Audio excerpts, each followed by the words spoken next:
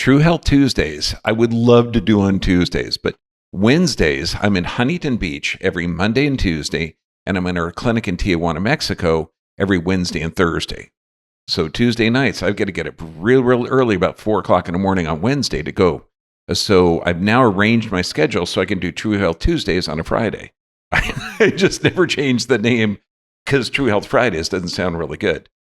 It seems like it's in a different country or something. Am I missing something? No, I'm just not really clear at where I am.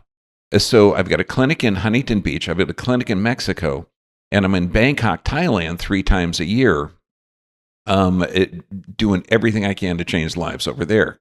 So I'm there in Bangkok a month, 3 times a year. I'm in Huntington Beach Monday and Tuesday, and Mexico Wednesday and Thursday. So if it's confusing for you, I'm telling you right now.